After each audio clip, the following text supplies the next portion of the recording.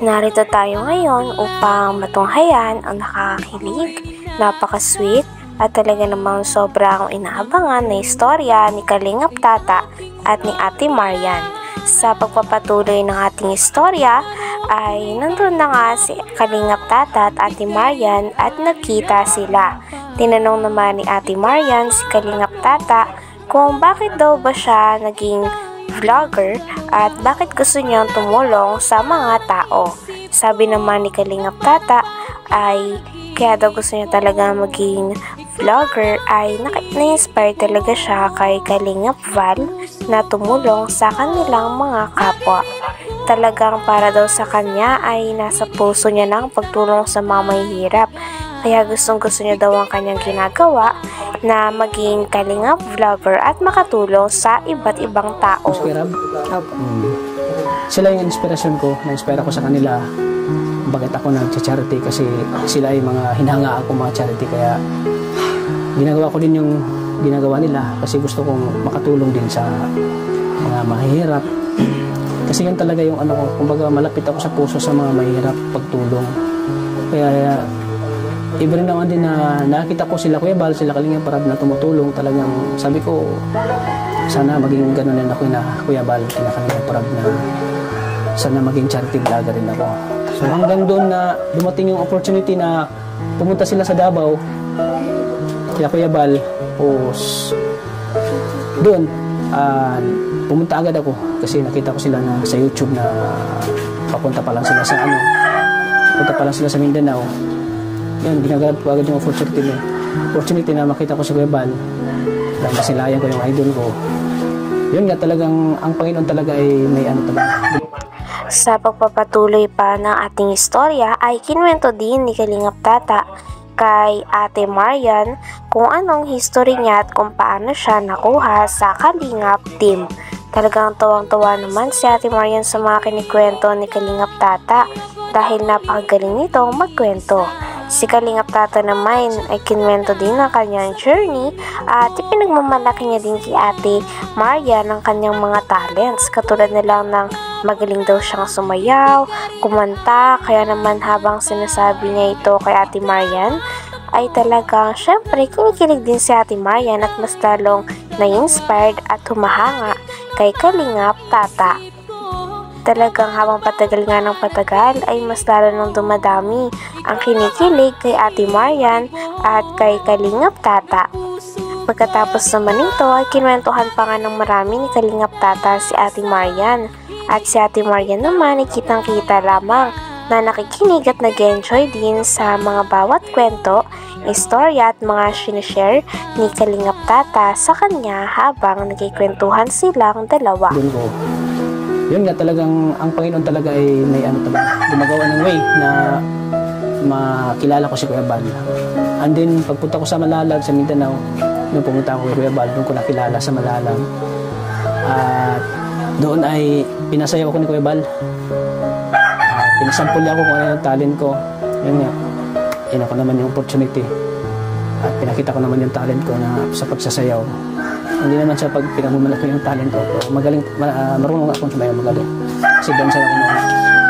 At yun nga, pinasayaw ko ni Kuya Bal, pinasampul niya ako.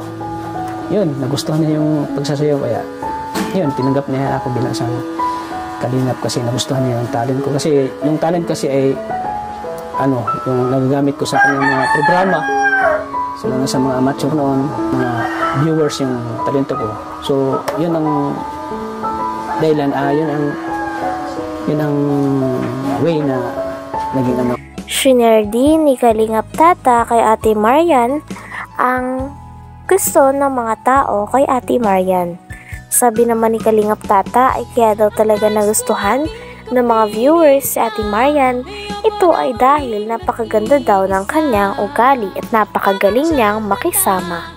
Bukod sa siya ay maganda na, mabait pa ang kanyang asal at talagang go with the flow lang siya palagi.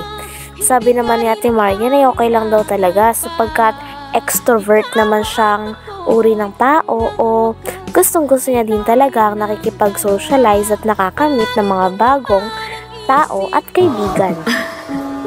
Wala naman na po masyado, pero maganda pong trabaho yan since nakakatulong po kayo sa iba, sa kapwa, especially po sa may hirap.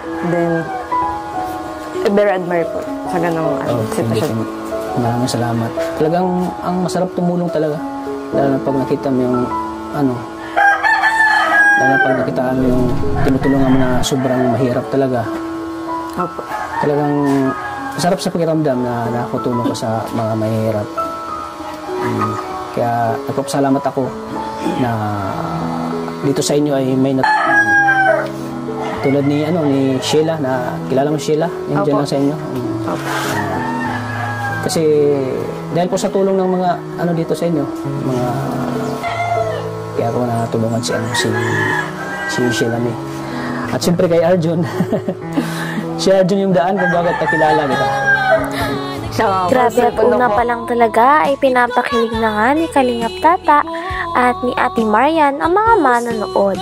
Talagang sabi nga ni Kalingap Tata na mas masaya daw siya na nakilala niya si Ate Marian. Kaya naman sabi din ni Ate Marian ay siya din daw. Sabi naman ni Kalingap Tata ay kitang-kita niya naman daw yun sa mga mata ni Ate Marian na masaya din daw si Ate Marian na nakilala siya. Pagtapos noon ay tinatanong lang din ni Kalingap Tata si Ate Marian kung busy daw ba siya, may ginagawa siya. Sabi naman ni Ate Marian ay wala. Kasi parang hindi ka nang sa may kasi na ibang babae na pag bago pa lang nakilala. Naiilang po. Naiilang mo. Butit di ka naiilang sa amin. Hindi naman po. Socialize naman po akong tao. Wow. Extrovert. Extrovert. Nakakatawa ka naman. Ikaw, pagpatuloy mo na yung pag-aaral mo, Opo. Ano ulit yung kurso mo? BS in Applied Mathematics po. Maganda yun. Kasi ano ba yun? Ituturo mo ba yun sa yung, ano ba yung ibig sabihin nun? Pagturo ba yun? Ano po, include po yun. Tapos include po yung accountancy. Then, medyo pinsan ng engineer. Ganun. Ganun.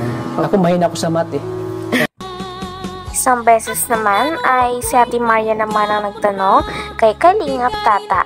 Tinanong niya si Kalingap Tata kung sino ba ang nakapag-inspire sa kanya para maging charity vlogger o ano ba ang dahilan kung bakit siya naging charity vlogger. Sabi naman ni Kalingap Tata ay ang pinaka-main reason talaga ay siya daw ay na-inspired. Katulad na nga lang daw kay Kalingap Val, kay Kalingap Rab at sa iba pang mga kalingap na charity vlogger. Gustong-gusto niya din daw kasi tumulong sa mga mahihirap dahil alam niya rin kung ano ang pakiramdam na maging mahirap. Kaya nais niyang tumulong at makapagpagaan ng ibang buhay. Talagang dahil naman dito ay mas humanga pa nga si Ate Marian kay Kalingap Tata dahil sa vision niya at pangarap niya para sa ibang tao. Ano ba yun po? Ituturo mo ba yun sa yung, ano ba yung ibig sabihin nun? Pagturo ba yun? Ano po, include po yun. Tapos include po yung accountancy. Then, medyo pinsan ng engineer. Ganun. Ganun. Ako mahina ako sa math Sana turuan mo rin ako. Di po ako magaling magturo. Turuan mo ako na mahalin ka. Sana Ay, masaya ako na nakilala kita. Salamat po. Maraming salamat talaga. Itong pag-uusap natin ay talagang binigay mo ng oras na pag-usap tayo yun. Opo. As long as wala naman po akong ginagawa, di naman po kayo nakakaabala. Taga saan ka nga po pala? Saan ka muna nagmula bago ka naging kalingap? Sa Mindanao po. Yun nga, sabi ko sa'yo nung pumunta ko ng Mindanao tapos sumama na ako kay Kuya Bal dito sa Daet. Kaya ako napunta dito sa Daet. Hanggang ngayon, tuloy-tuloy na rin pag-chat. Hanggang dito na lamang muna ang ating nakakakilig, napaka-sweet at talaga namang sobrang trending na istorya ni Kalingap Tata at Ate Marian. Maraming salamat sa inyong panonood. Hanggang sa muli. Bye!